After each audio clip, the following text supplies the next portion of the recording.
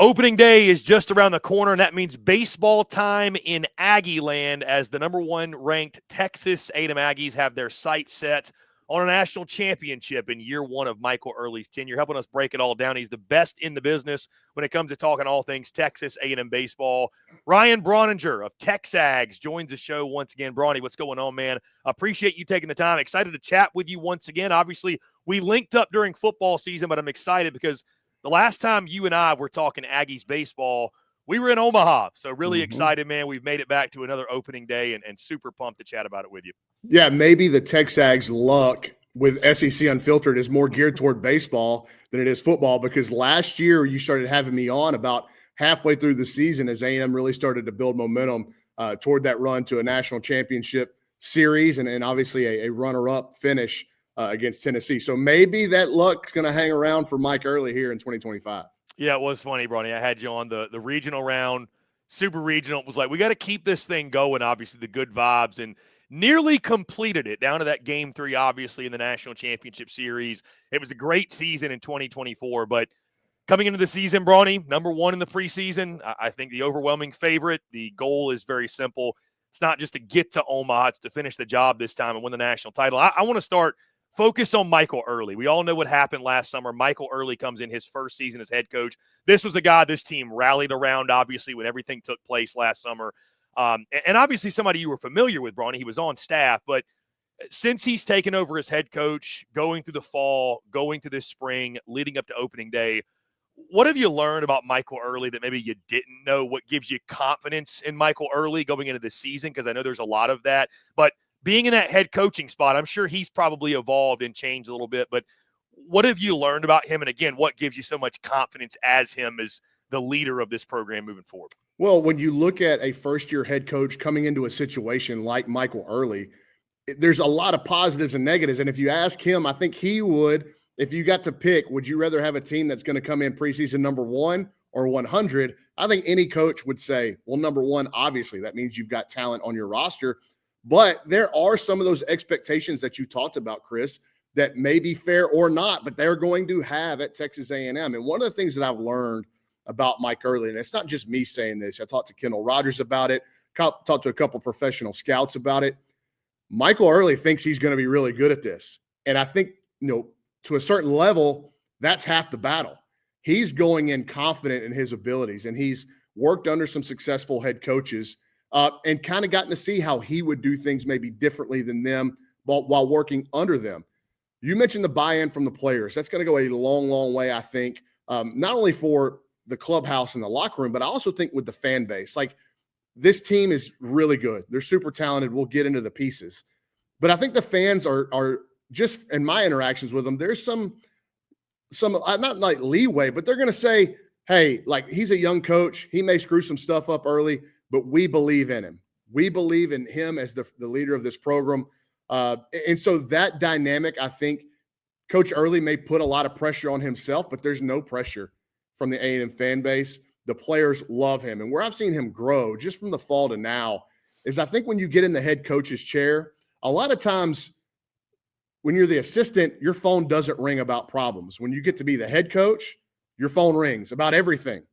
And so I think just kind of sorting through that in the fall was one of the major eye-openers for him, like just how much you've got to take control over every aspect of the program. That's new, right? That's new for him as an assistant. But where you've seen him grow in his practices and the scrimmages is just his voice becoming louder and him getting comfortable, having to critique pitchers or infielders or outfielders, where he was just primarily the hitting guy and outfield guy. Now he's the head coach. And so as he's gotten more comfortable in that chair, you can see it in his practices, Chris, and also in his press conferences. He's getting more confident in his voice. And that's where I think so far I've seen the biggest growth from Mike Earley. So, Bronny, you mentioned this team is absolutely loaded with talent. Again, there's a reason they're preseason number 1. I think going into the season, it's not a stretch or too much of a stretch to say they're the best team on paper in college baseball. I want to start first with the pitching staff, Bronny, because we're going to talk about both the pitching staff, the lineup, of course, but this staff, what a huge boost it was, man, when Ryan Prager decided to return to school. I think that kind of showed, number 1, he didn't get the deal he wanted, but he had the opportunity to come back because of NIL, so that's one of the positives of having that in place. But Prager is back after going 9-1 with a 2.95 ERA. He was just fantastic all year long.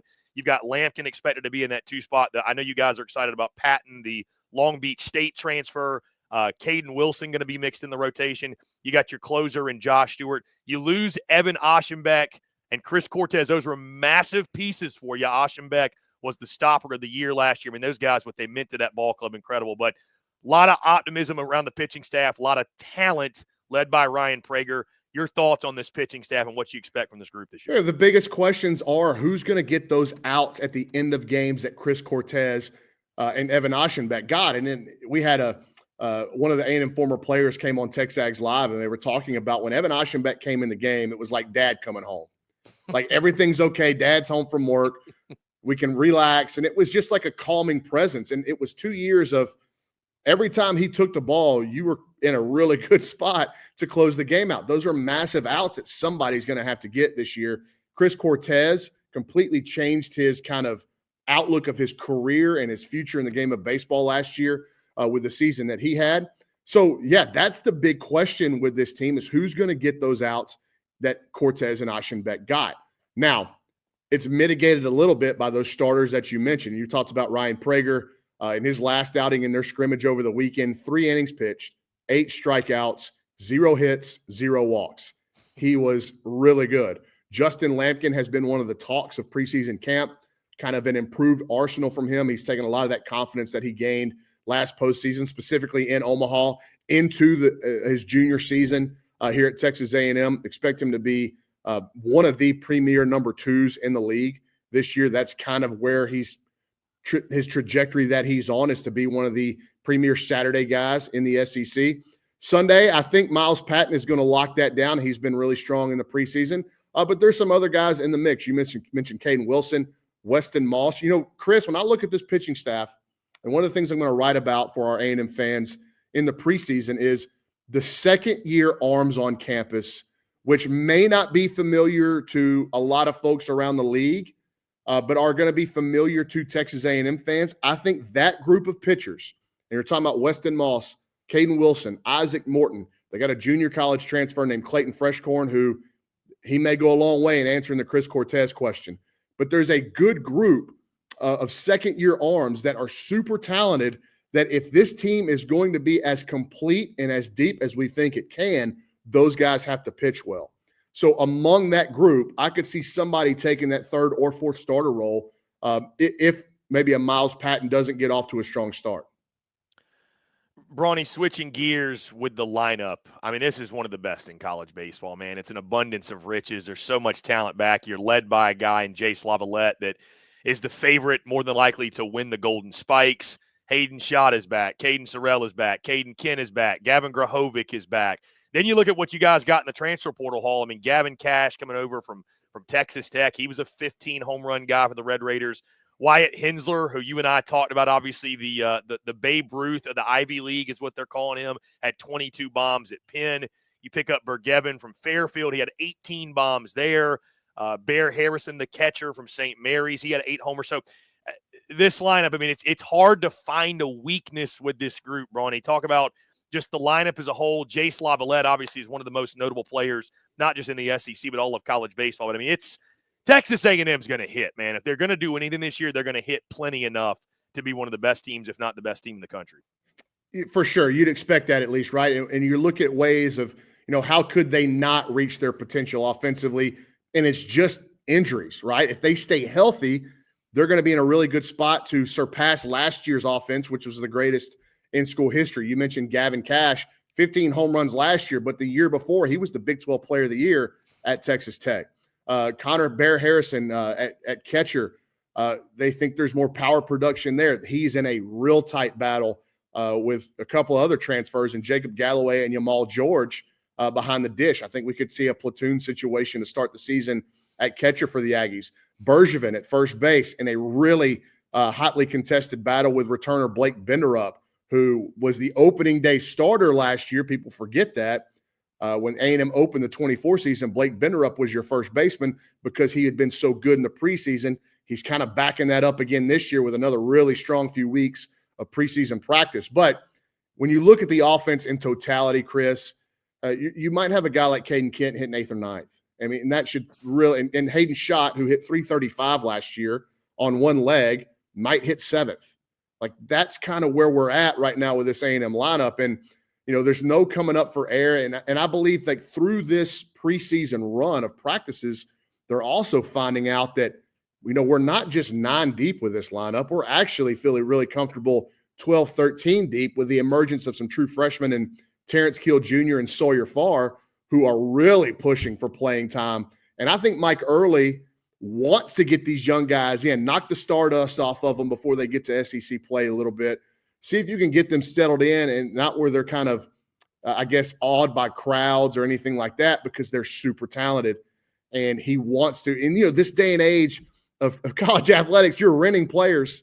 You essentially are renting players. And so if you got uber talented freshmen, and I'm sure there's coaches across the league and Dave Van Horn and Tony Vitello and Kevin O'Sullivan that are going, man, I got really talented freshmen. How do I get them into the game? Because I want to keep them.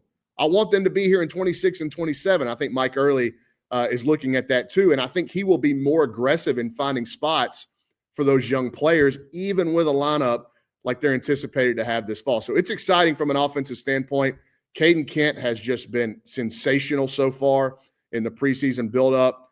He takes over as the everyday shortstop, and he became really a household name during the stretch run last fall. Still one of the more memorable moments, not in A&M baseball history, but in Aggie athletics history, that grand slam against Oregon in the Supers. Who can forget Brawny, the son of Jeff Kent? We heard it plenty last summer for sure. That kind of became the running joke. You mentioned, though, Brawny, obviously there's a ton of returners from last year. A lot of newcomers, though, freshmen, transfers, so much talent on this team. Give us one pitcher and one hitter that you feel like maybe those outside of College Station, maybe from the conference-wide perspective and certainly national perspective, one pitcher and one hitter folks are unfamiliar with that you think are going to be a household name by season's end. Well, I'll do a transfer and a returner for each of those. Okay, so or a newcomer and a transfer returner for each of those. So the newcomer on the mound, I would Clayton Freshcorn, the junior college transfer, has been up to 97 miles an hour. He has some out of the box metrics and analytics when you look at his stuff, his pitch arsenal, his pitch delivery. It's a little bit different. They anticipate right now, if the season started, Chris, he would be on the back end of the bullpen and asked to get the big outs. In terms of a returner, keep an eye on, I'm going to give you two. Ty Baker, a redshirt freshman who didn't pitch at all last year, been up to 100 miles an hour with just a devastating slider. He's been eating hitters alive in his appearances in these inter squads.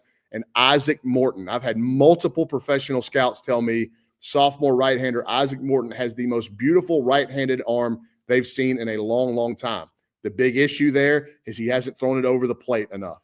If he can kind of harness his stuff and be in the strike zone, he can make major impacts, not only on the back end of the bullpen, but potentially in a starter's role too. He has got just electricity attached to his right shoulder. In terms of the hitters, newcomer, you mentioned Gavin Cash, Wyatt Hensler. It's hard for me not to imagine them hitting in the top 4 or 5 of the order. But I'm really excited about Yamal George. This is a kid out of Alabama State. He's from Puerto Rico. They kind of found out about him because even though he's Puerto Rican, he played for USA Baseball last summer with Gavin Grahovic, was Gavin Grahovic's roommate, goes into the transfer portal, and Mike Earley calls Gavin Grahovic and says, can this kid play? And Grahovic's like, oh, yeah. He has played third base, shortstop, second base, left and right field, and also catches. He's a super utility player, really tooled up, and is a kind of a tough out, maybe a little bit something different than what they've got with all the other players in the batting order.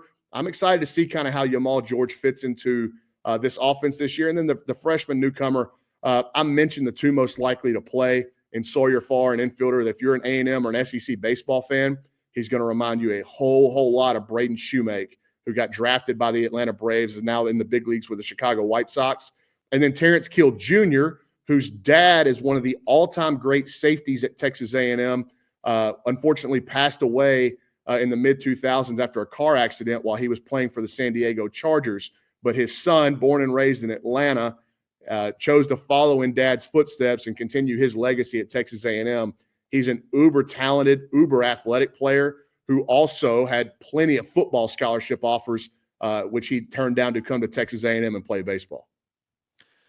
So, Bronny, with all that being said, again, A&M, the number one team in the country, most talented team on paper, but you know as well as I do, it takes more than that. It's not just that simple in baseball, right? It's the SEC is going to be a grind. You're going to drop games. You'll probably drop a midweek or two. There's probably going to be a weekend where, and maybe I'm wrong. I mean, we've seen teams go through and win all 10 SEC series. It happens, but again, you know as well as I do, it's not as simple as that. We've seen some great teams not even make it to Omaha. We've seen some not so great teams win the whole thing. So when you look at this ball club, though, Ryan, I think you and I would agree the pieces come together. This team has all the makings of a national championship ball club.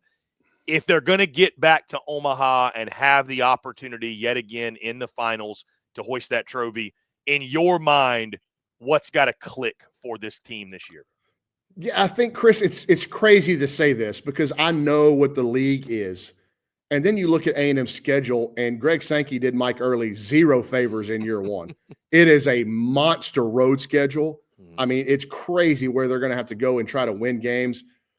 And if you're asking me what could prevent this team from winning a national championship, I think there's two things, right? And obviously they got questions. First base, catcher, back into the bullpen. They've got talent to answer those questions, but if the talent doesn't perform, then yeah, that will hold them back. But the two main things, do they stay healthy? And then it's just a game of baseball. When we saw one of the greatest SEC teams ever in that 2022 Tennessee bunch not make it. They lost in the Super Regional to a Notre Dame team that didn't have half the talent that Tennessee. So it's just the game of baseball, right? And it's so unpredictable. It's rooted in so much failure that you could have a bad weekend in a regional. And ask Arkansas fans. I mean, Dave Van Horn has trotted out big leaguer after big leaguer in the lineup on the pitcher's mound, and they've struggled to get out of the regional 2 years in a row. And so it's just the game. Like that, the game of baseball could get them. I think, there's some questions about how they're going to be defensively. I think they'll be good enough defensively with how they're going to hit to where that won't be an issue to come up and bite them. We spent through this whole thing and didn't even talk about Caden Sorrell, who, if you ask a lot of these professional scouts that are coming through Bluebell Park in the preseason, there's quite a few of them that think Caden Sorrell's actually could end up being the best player on the team, which that's saying a lot considering Lavalette and Grahovic and all the guys they've got. But it's just, if I'm looking at how they do it, what do they have to click? Are they tough? Can they weather the storm of the losses that are inevitably going to happen? Like, how are they mentally tough? How much are they together? It has nothing to do, in other words, what I'm saying, Chris, it has nothing to do with on the field potential. It's how do they handle just the ups and downs of a season. Bronny, finally, before we get you out of here, and I want to make the point, you notice we didn't bring up a certain name because I feel like a lot of people are going to do that, and it's going to take away the attention from what it should be on, which is how good this team is top to bottom and what this team can achieve. But I do have to ask, with what happened last summer with the coaching change and how that unfolded and the madness, like we've never seen a story like that from the standpoint of it didn't just take over like SEC baseball or you and I's feed. It was a national sports storyline. And I mean, what it did for college baseball was insane. But I say all that to ask you this, Bronny, because of all that stuff that happened, certainly there's pressure, there's expectations. You want that. How much of a chip on the shoulder do you think this program has right now to where it kind of feels like you're already going to be motivated, of course, but because of all the stuff that took place last summer, you correct me if I'm wrong, it just kind of feels like there's this extra thing where it's like, we've got a point to make. There's unfinished business. We want to go out there and make our point by hoisting that trophy at the end. How much of that exists going into this season? Yeah, I think the chip on the shoulder is more so with the fan base who's still, kind of really emotionally irritated by the whole thing. But for the players, I think they're more motivated that they came up short. There's a great picture that one of our photographers took right after they lost in Omaha, and it's of Hayden Schott and Jace Lavalette kind of sitting outside the dugout watching Tennessee celebrate and just dejected.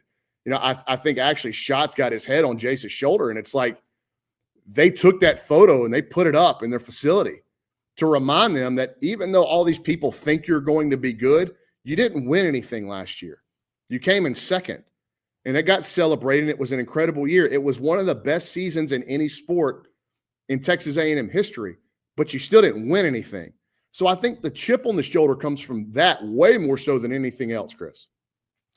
Ryan Brauninger at TexAgs, best in the business when it comes to talking all things Texas A&M baseball and really everything in between. Brawny, always a pleasure, man. Appreciate you taking the time. Excited to catch up with you at Bluebell Park this season. By the way, let folks know in case they've been living under a rock, how can they follow your work and TexAgs work all season long covering the Aggies? Yeah, so TexAgs.com. We also have a radio show every morning called TexAgs Live. It runs from 8 to 11, but we do a good job of posting clips, just as, not much different than you're going to see on SEC Unfiltered. We take hits, put them on the internet for everybody to enjoy. We also have a premium side to our site. If you really enjoy it and you want to kind of pay for the deep dive info, you can do that. And then on social media, my page is just R_Brauninger.